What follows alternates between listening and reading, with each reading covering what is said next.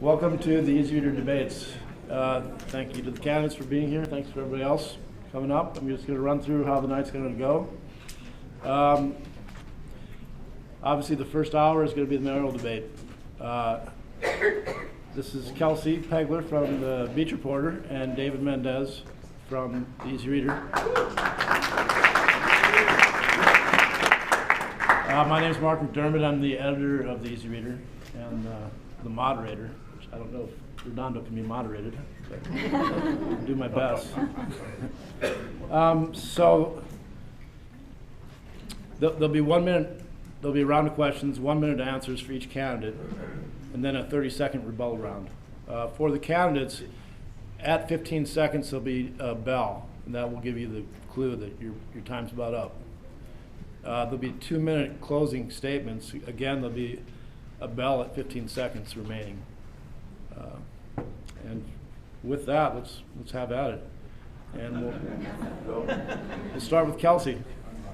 Hi. Okay. So one of the biggest issues in Redondo Beach, we want to talk about the fine line between development and overdevelopment in the city. What do you consider good development, and what is bad development, and what direction should the city be moving into? Also, a lot of people think that Redondo Beach is Manhattan Beach 20 years ago. How do you stop Redondo Beach from becoming Manhattan Beach or Santa Monica in 2017? And so we're going to start with Michael and Ian. Well, very difficult question. Overdevelopment could be a term that could be considered to be subjective for some. Any development could be overdevelopment for some people I've run into over the last 4 months. There has to be a balance, and to find that balance, we have to work together. We have to get business groups together with residents groups on both sides, like the yes and the no people, to find out what that balance is so we're not constantly running into these divisive measures. Every 2 or 3, 4 years, we're dividing the town, trying to figure out what that should be. So my role would be to bring these sides together to find that balance instead of taking one side and fighting the other. Steve, next. Oh, more than only one Steve up there. Overdevelopment, I'll agree with Michael.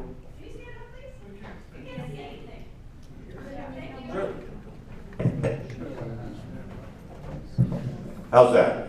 I'll stand up. Okay, I'll agree with Michael. Overdevelopment or development is very subjective, depending on what side of the street you live on or where you live. You know, we'll have like our infamous Legato project around the corner. 180 units is too many, and now 115 is too many. Well, there's no happy medium, really, depending on if it's in your neighborhood or not. I live in a single-family residential area, and I like to keep it that way. I used to live in a 2-lot condo on Curtis, and that was the way it was up there, but we chose a single-family area. If you have like the place over at Pearl Plaza, I'll call it now. It's the car dealership. We voted that down, but I did vote against. But now, unfortunately, it's still a old car dealership. So, I don't know what to tell you. We can't fit the Santa Monica question in 1 minute, though. Eric Coleman. Now is the time to make Redondo great again. We're hurting, folks, hurting bad, but not for long. And while some speak of building a future super pier mall, I say, why stop there? Together, we are going to build a world-class, state-of-the-art amusement park. It's going to be the best. It's going to be a wonderland. You people are going to have so much fun, you're going to be sick of having fun. People are going to come from all over to witness this truly tragic, magic kingdom. We're going to have attractions, the best attractions too, like the Rent Coaster 9000, Bruce's Drench Zone, Lawyers of the Riviera, a monorail, Seamus's zipline tours, whale ride, fun, pandemonium, heart-pounding excitement, and enter-your-pants thrills. Also, ISIS is in Hermosa, so we need to rebuild that wall.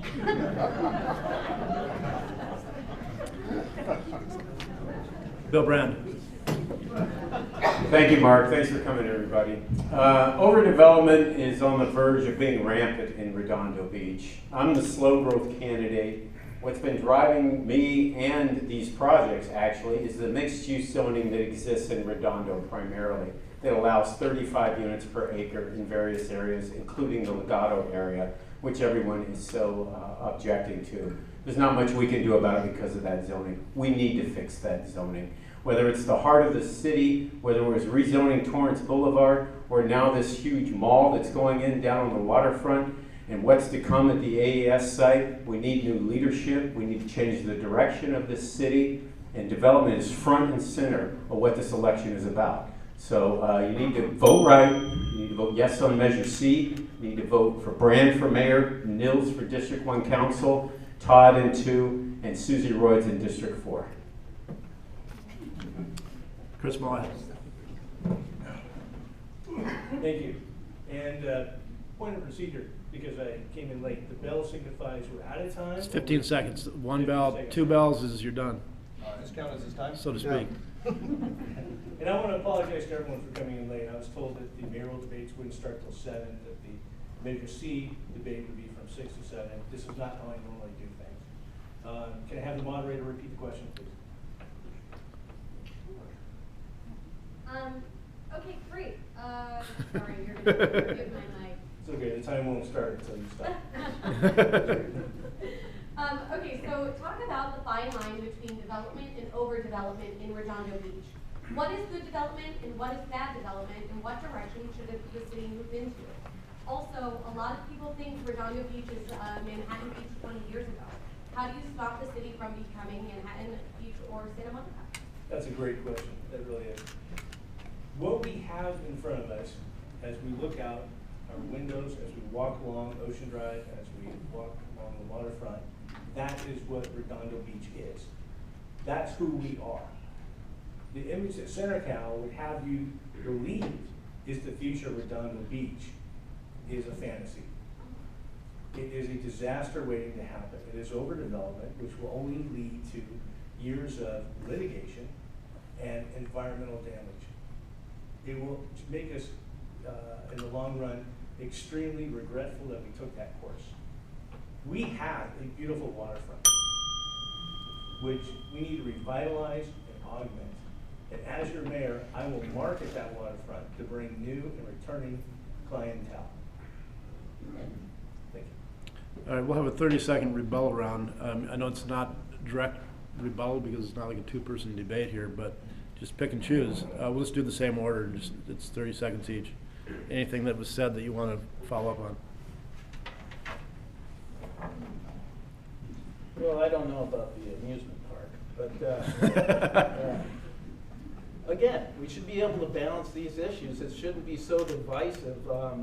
We want most of our neighborhoods to be R1. We don't want them to be 2 on a lot. We don't want 3, 4. This is basic. When it comes to the waterfront, I would think there could have been some middle ground there so we didn't get to this point. But we do have needs. We need to balance those needs with business, with residents.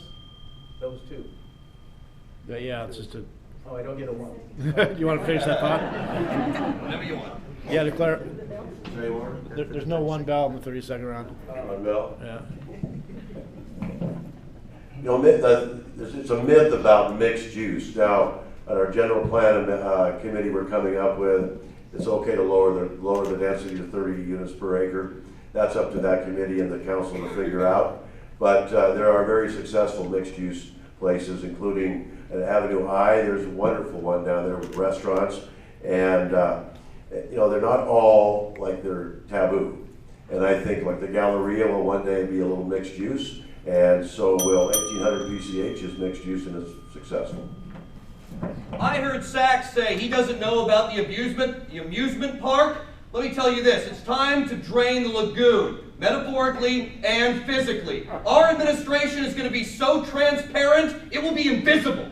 Folks, it's time to make, also in reference to LaGuardia, this is classic door-in-the-face technique, folks. They originally wanted to build 80 condo units, and they knew if they pressed for 200, they would ultimately get 120. It's door-in-the-face technique, it's classical psychology, and it's being used against all of you.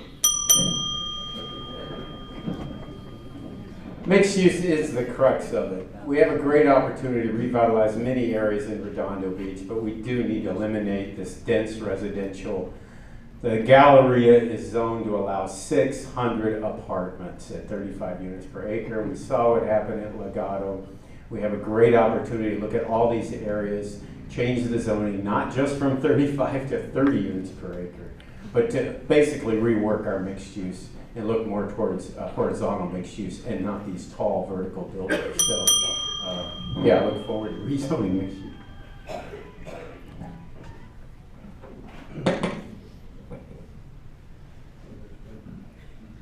There's really not much you can say in 30 seconds.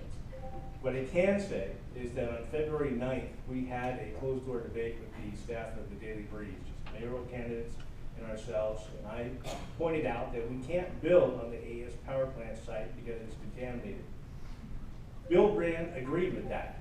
He went on to state that he's been in discussion with big developers who say they can build on that site. Of course they can. Of course they'll say they can. They want the government contracts. Okay, on to the second round of questions. Just a note on the shortness. We just have a lot of ground to cover. Apologize for the 1 minute. I know it's challenging, 30 seconds, but we're covering a lot of ground tonight. David Mendez. Mayor Aspel, you've expressed regret over voting for Heart of the City while sitting on the Redondo Beach Planning Commission, calling Heart of the City a mistake. Twice as Mayor, you've had an opportunity to stop the Legato Redondo development project using your veto. Both times you've chosen not to. Why did you choose not to use your veto on either occasion? And what do you feel is the purpose of mayoral veto? The Heart of the City, that's back in 2001. The interesting thing was that was the planning commission, and the whole entire goal was to get rid of the AES power plant. And ironically, the guy who formed the committee, the group that started the petition was Chris Cagle.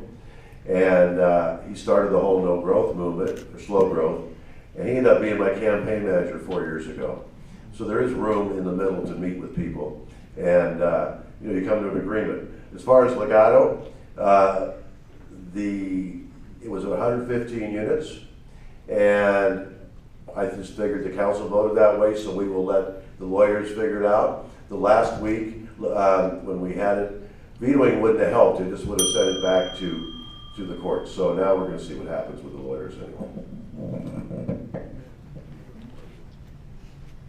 Okay, that was a question. That was, we had the structure. There's a couple specific questions for the two candidates that have been involved thus far. There was another one for Bill.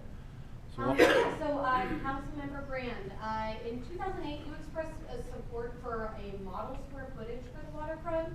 What has changed, and why recuse yourself on the biggest issue of the city? Would you have to recuse yourself as mayor on all waterfront issues going forward if you were to be elected? No, I recused myself on the Center Cal project, and evaluating the EIR was a very specific example. I had to recuse myself. I had already made up my mind. It was quite clear what was going on there.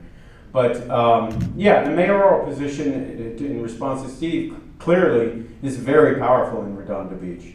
And whenever there's a 3-2 vote and there's no veto, you can basically consider that a 4-2 vote, and then you have support from the mayor. But you really can't get anything done in Redondo Beach unless you have 4 votes or support of the mayor. So yeah, it's an unusual situation. But in terms of all this development and what we're talking about and the idea of revitalizing these areas, there's no question that we have a great opportunity here. So time up or 15 seconds? 15. Oh, that's it. All right, now there'll be a more general question for the three political newcomers here, relatively. Who has that, Chelsea? So for the other candidates, Mr. Michael Yansak, Sarah Coleman, Chris Moa, what is it that you bring to the table that the other mayoral candidates do not have? Let's start with yourself, Mr. Moa. What I bring, 25 years of leadership and management experience. And with that, you learn that you don't run.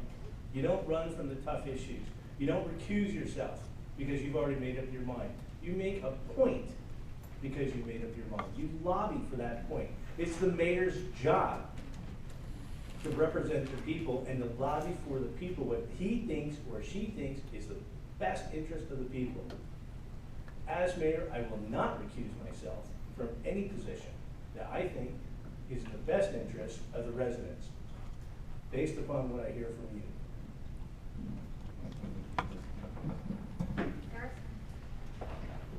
First of all, what I bring to the table is a whole bunch of note cards, but I'll show you what else I bring to the table. Now, everyone is talking about, oh, they love the pier so much, what to do about the pier. None of these candidates actually go to the pier. Sachs, sometimes, he goes to the pier, but nobody else goes to the pier.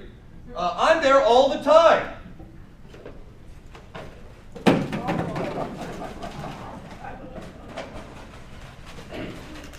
Those are receipts from today. This is from today.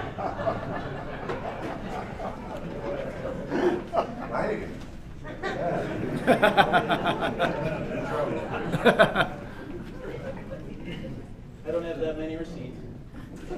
One from Tony's occasionally and not. But I recently retired from a company, worked at a fluid treatment plant, gained extensive knowledge on environmental rules, regulation, permitting. I also was involved in infrastructure maintenance of the facility and managing budgets in the millions of dollars. I was also a chief steward, and I worked on a labor committee to negotiate a contract with the company. I was also heavily involved in conflict resolution, and that's what brought me into this race. We're going to go and start, you know, and running the city. It's not all about the waterfront. You know, we have, the next day we will have people out there saying, okay, let's see what we can do with this harbor if Measure C passes. It won't happen for 5 or 6 or 10 years or longer because we're not very well liked by developers in this city. We tend to scare them away. But, you know, bottom line is we have police, we have fire, we have 911. It's our own. I know he's denied it, and Mr. Brandt 4 times has asked about going outside. We're never going to go outside, but raising the question about getting rid of our own 911 is ludicrous. We have 911 in this building next door. If you outsource, it may take 1 second longer, it might take the same, but if you know this person down here is answering the phone, they work in Redondo Beach, they're not in Bangladesh answering your phone. And if your kid is joking, you want them now. But anyway, you know, this city is a lot more to it than the waterfront. We have 5 districts. We've got to rebuild the Galleria of some form. There will never be 800 or plus apartments there ever, no matter who's mayor. That will not happen. And, you know, we just have to, the object of being mayor is to run the city, balance the budget, Steve. And hopefully we can get along with people. Done? That was 3 minutes. Okay, thank you. Harry Coleman.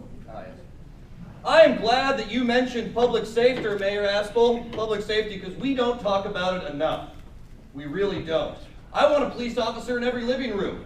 And more than that, it is a top priority in my administration. That's why I am introducing a plan to issue demerits to any Redondo resident who does anything unsafe. After 3 demerits for public safety violations, they will be encased in a hamster ball for the rest of their short, sweaty lives.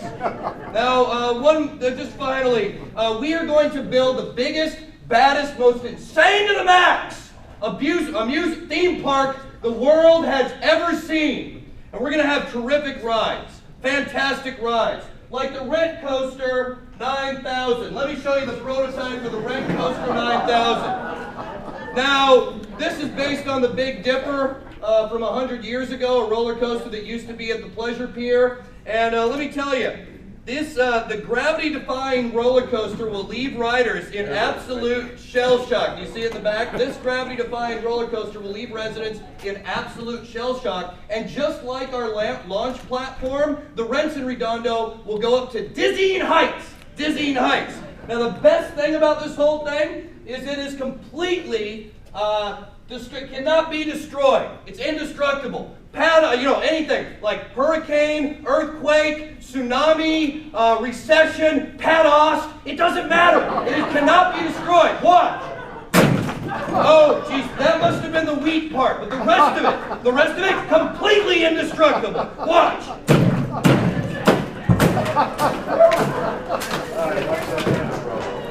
Do I have your attention? Vote Coleman and end this bloody nightmare.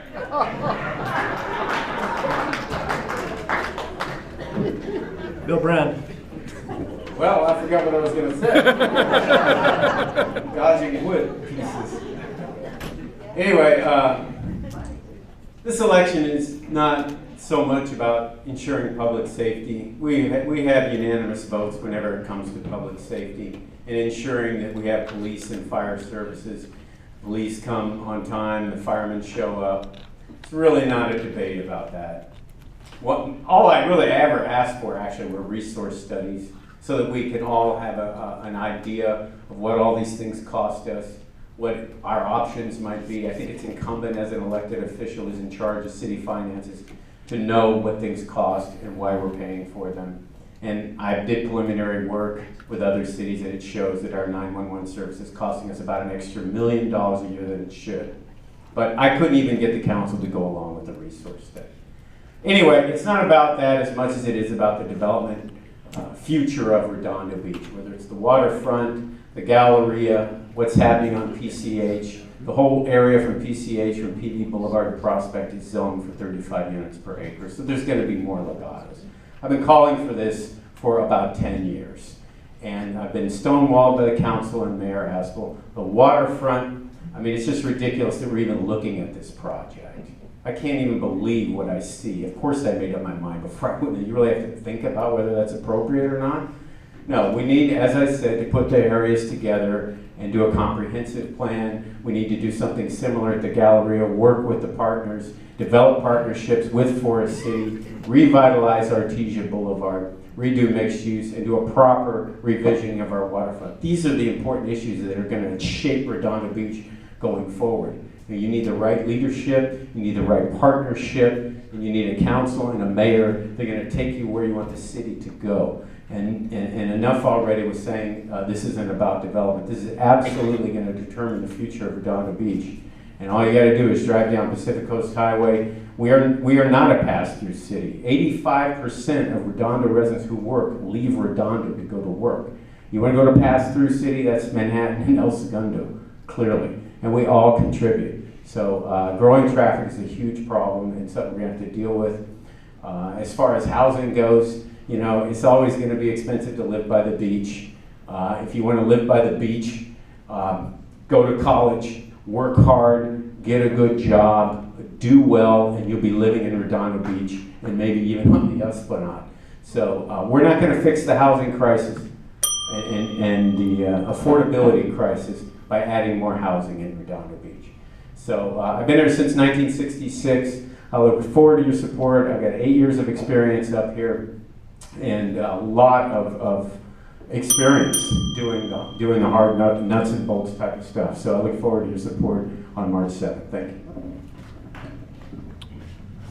Chris Mudd.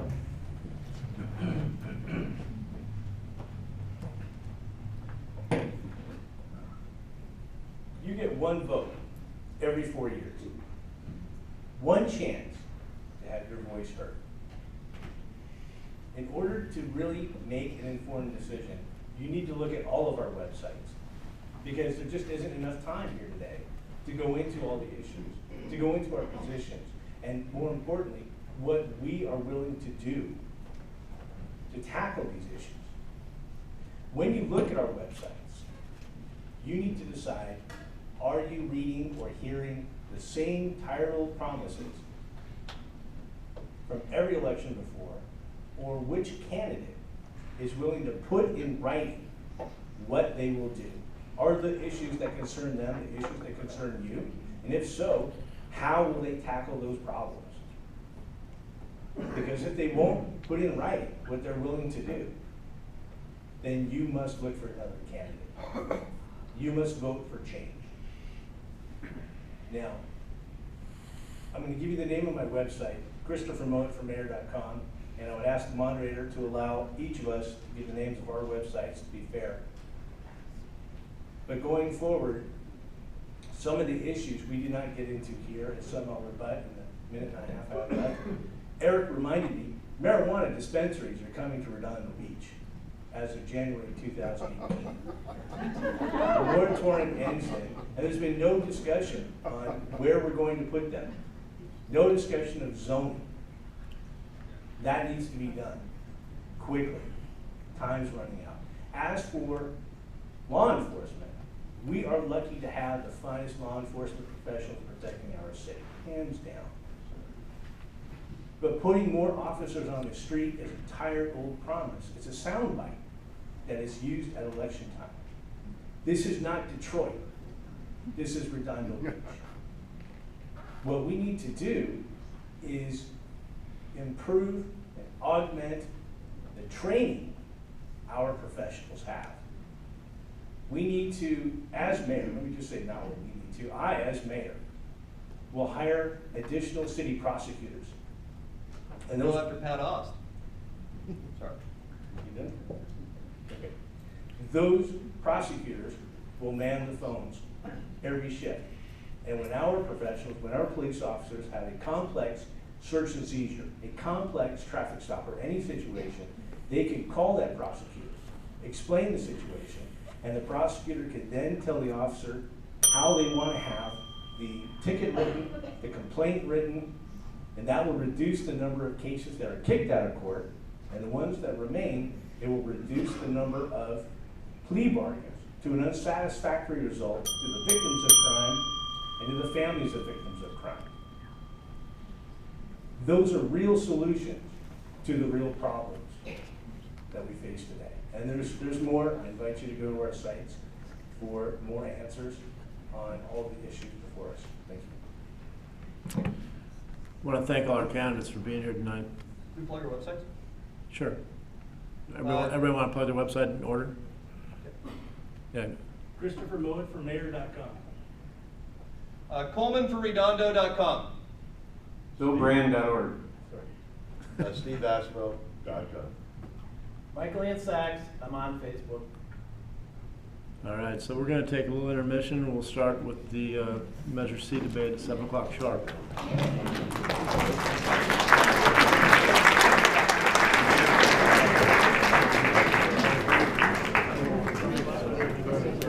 Yeah, could I use one more question? Yeah, but you know, the thing is,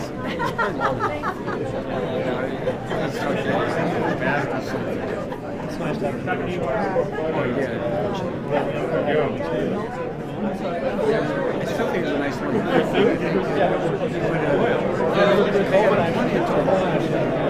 I heard about that. We got taken his shirt off.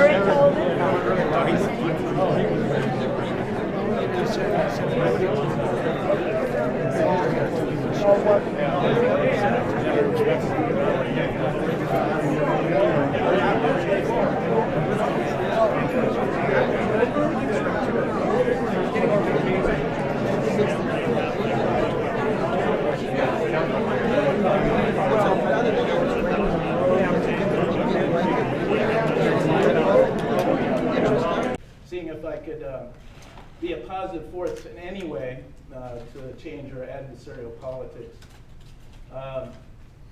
Of all those qualifications, when I get around the city, they seem to like my qualification of not having anything to do with city politics in the last 8 years. But I hope to be a unifying force and work together with everyone. Okay, now we'll have a 30-second rebuttal round on this again. Why don't we start with Steve in the middle and work? What was the question again after the receipts? It was regarding what the other candidates bring to the table. You can use this for anything. It's a rebuttal to anything that was said in the last round. Take your pick. Anything. Yeah, the pier, it's funny about the pier, we'll take it back quickly. We go down there a lot. I was down there, I'll give you an example. I walked from Kincaid's to the Portofino 3 weeks ago, and it was a brisk but beautiful night. And I think we counted like 12 people there on a Saturday night at 8:30. It's not like it's good people or bad people, or it's just no people down there. And we need to get businesses, regardless of what happens on Measure C, we need to get business down there to help pay for, you know, our services that we use.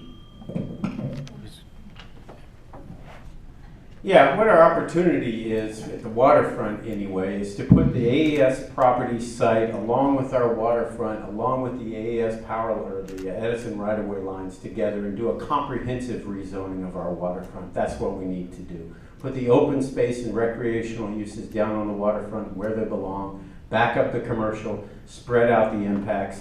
This piecemeal overdevelopment that is proceeding is going to double the traffic, block our views, build on the only park we have down there.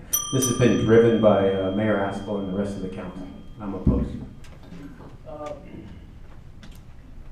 Just like to correct something, I was in the endorsement interview, and I don't recall Mr. Brand having the same feeling that Mr. Mowat seemed to think about the AES property and how contaminated it is.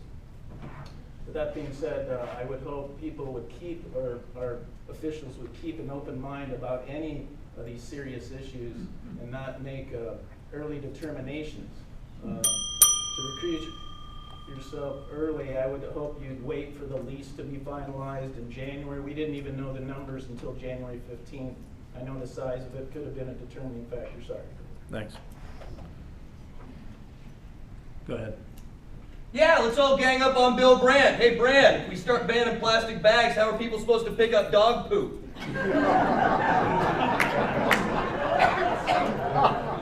Mr. Moed.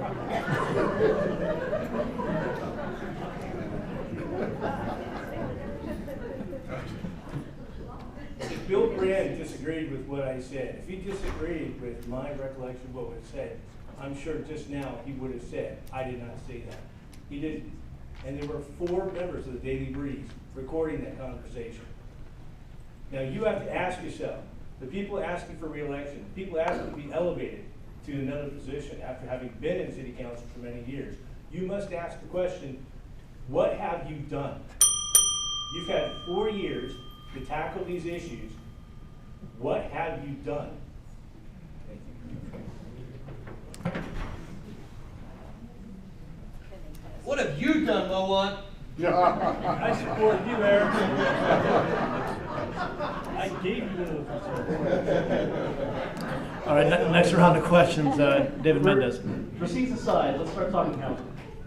About half the city's residents are renters. From 2009 to 2015, net housing units have increased by 72, far below the regional housing needs allocation.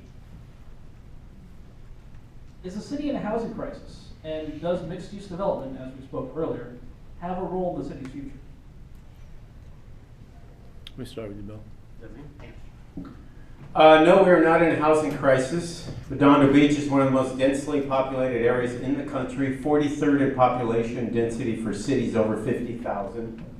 Yeah, regional housing needs assessment, it was a small number, largely because of the activism of the residents to prevent a lot of these large projects from going up. We do need to have some growth in Redondo Beach, some reasonable balanced growth, but mixed-use zoning is allowing these huge projects to come up that faces tremendous opposition from the residents, and the city often has little options because of state law to approve a lot of these projects. So yeah, there haven't been a lot of units, but if it was up to Mayor Aspel, there would have been 3,000 on the AES power plant site, another 189 down Torrance Boulevard. So we need a slow growth approach. Mr. Sachs. No, I don't believe there's an issue generally, but for affordable housing, there definitely is. We have a homeless issue, a group called PATH, People Assisting the Homeless. They work to get the homeless into lodging. It's a constant issue. We have a Measure H coming up that would help out with services for the homeless. These are things we should be focused on to generate low-income housing to help these people. As far as in general, though, obviously we are a pretty dense community in many areas, so my focus would be more on low-income housing and helping the homeless. Mr. Moat. I'm not sure that there's a housing shortage. What I do see are skyrocketing rents that are tearing this community apart. Not just residential, but commercial as well. Good families are being torn from this community. Businesses are having an increasingly difficult time not just bringing in business, but paying the rent for their business and putting food on their table. I'm in favor of rent control zones, not across the city, just in certain areas where we can roll back residential rents, perhaps 2 years, just what they were 2 years ago. Our inconvenient truth is that many of us are still recovering from the financial situation of a few years ago. Mr. Coleman? Right now, we have a South Redondo that resembles Palos Verdes Jr. and North Redondo that looks like Lawndale Light. But now, as far as the homeless, we have hundreds of homeless people right now, hungry, sometimes even starving homeless people. But I think I found a solution. What we do is we feed the homeless. That way, we have a smaller, well-fed group of homeless people. Some might call it a modest proposal. I don't need a microphone like that. You know, I have two daughters, 24 and 26, and they have a lot of friends that are all Redondo High graduates. If you ask them, we have a housing crisis. Renters are not bad people. The majority of people in our city are renters, and sometimes we treat them like they're ogres. And, you know, putting apartments in places like my daughters, I don't see them living here in the future, because people my age we don't like change, and we think every bit of traffic starts right in our backyard. If you go down to Fatburger or something any morning at PV Boulevard and PCH, and you'll see all the traffic coming from Torrance, coming from Palos Verdes. It doesn't originate all at that corner, but yeah, I think we do have a need for our young people to have a place to live, and I'm not advocating rent control, because that'd be property violating their rights, but you know, we need a place for our young people. That's it. Okay, now we'll have a 30-second rebuttal round, starting same order. Bill. We don't have a housing crisis, folks. We have a growing traffic crisis. We'll have a recurring water crisis when the drought returns, which we all know it will. And we will soon have school overcrowding if this overdevelopment continues. The school board is particularly concerned about what's going to happen at the Galleria and with these other mixed-use developments. So, you know, we keep harping about mixed use, but it's got to get reduced. And until then, you're going to see a huge growth in traffic and a huge growth in these other impacts. Redondo Beach has a great mix of housing already. Mr. Sachs. Well, I would focus more on, you know, what our schools can handle. They're towards the edge of what they could handle. There's certain, if you have residences that have 2 or 3 bedrooms, that would affect how our schools would be able to operate. We need to minimize our class size as much as we can. But that being said, again, I don't think it's a crisis. I think we can work together, again, to figure this out without rent control or homeless, whatever that was. Mr. Mohan. I believe that's one of the main reasons why younger people can't find a place to live in Redondo is because the rents are skyrocketing. Now, I'm not saying across the board, I'm not saying the entire city, but there are certain areas where families, as I said, are struggling to still recover, and they need help. And it's our job in city government to help the residents, to be there for you, not for ourselves. What got us into the traffic problem to begin with was we used to have the red cars here in the 20s, 30s, and 40s. We had one of the most efficient transportation light rail systems in the entire world. GM, Firestone, and Standard Oil bought it up just to tear it up, replaced it with buses, so we don't need this light rail system anymore. And Los Angeles was a test case, a social experiment to see if people would lobby their local governments or to reinstate or rebuild this very efficient light rail system, or would they just buy cars? And the last GM bus ran in 1962. But we're going to bring back the red cars, and if you don't like that idea, we're going to build a monorail. Mr. Aswell. Here's the darts going. I find it fascinating. Somebody without kids is telling me about overcrowding in schools. If you talk to the school board or Dr. Keller, we have a huge percentage of our children in schools are permit kids, which is fine. We love the permit kids because they're going to fill up the seats no matter what. If there was an influx of new people with children, the school board would know that and they wouldn't allow the permit kids in. And we are not bursting at the seams to lead a school while it's packed, would not have the permits. So there's plenty of room for the kids that live here. All right, well, now we're going to go into the closing statements. It's going to be, we're running a little bit ahead of time, so we're going to extend the closing statements to be 3 minutes instead of 2. That's cool with everybody? You got 3 minutes worth of material? I'm sure Eric does. Start with Mr. Sachs. Well, I gotta say, it's been an honor to be on the ballot. The councilman, the mayor, Mr. Mowat, Mr. Coleman. They're all good men. I respect them all. Kind of disconcerting to see some of the language used towards both of them, the councilman and the mayor. With that being said, I already feel like I'm a winner. The process is incredible, meeting all the people I've met, business associations, resident groups, all the candidates. You have 8 candidates for 3 districts. I've met most of them and chatted with them. Incredibly proud to be a Redondo Beach resident. You should be too. I'm at a huge disadvantage. One of my tenets is that I don't believe candidates should be raising and spending other people's money. So that's why, even though I have high name and recognition on the ballot, you probably haven't heard of it. But that's one of my tenets. I believe it's a slippery slope, and it can cause us, our public officials, to maybe at some point represent the few over the many. When it comes to the waterfront Measure C, I thought I would make a determination, but after meeting both groups, they both had valid arguments, and you'll hear more about that in the next hour. Many valid arguments. And I have not taken a side, because I'm offering a different approach. Instead of taking a side to an issue where basically you have infrastructure needs we have coming due in the next 10 years of approximately $100 million. We have a developer we chose, a reputable business, who designed a development per Measure G, which was voted by the voters, coming in with $100 million and developing the property. We couldn't find middle ground on this. Instead, we have a divisive Measure C again, another measure, and there's no right answer. Each of you have to make a decision for your own. What's best for you, what you think is best for the city.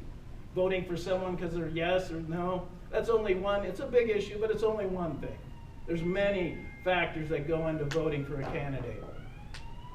So I would take the approach as mayor to, instead of taking one side and fighting the other, I would bring the 2 sides together. That would be my role. Instead of taking sides, the mayor doesn't have a vote. I know it's a different approach, but the way we've been doing it hasn't been working. We keep getting to these divisive measures, and then we end up going nowhere. We still have a power plant sitting there. We have an empty Galleria. So I will work hard the next couple of weeks during your vote. My name's Michael Ian Sachs, and it's time to work together. Thank you. Steve Aspel. 2 or 3? 3. Okay, I'll start out where Ian. My name's Steve Aspel, and I am the mayor. And when I ran 12 years ago for council, one of my neighbors around the corner, Gertruda, complained to me because she thought I knew somebody. I was on the planning commission, and she thought I knew people in the city council that could help her get some crossing guards that were taken away due to budget cuts. And that was my only campaign pledge 12 years ago, that will bring back crossing guards. So about a week after I got elected, the crossing guards came back, because that was an easy thing to take care of, and the city staff took care of that for me. There was no big agendas back then. But my whole thing ever since then has been about our public safety. We live in a lot more dangerous world than we had 12 years ago. And we was worried about crossing guards now. Now we're worried about bombers at our 10K. And, you know, last night we just approved something with the police department. We're finally up to a full complement of police officers, but we're not done with that. We're going to hire more. We have overhired lieutenants and captains and sergeants. We now have more dogs. We have 4 canines plus a vaporweight dog, and the vaporweight dog has been used in other cities already. And they go to your high school or your schools if there's an alert for there's a scare. So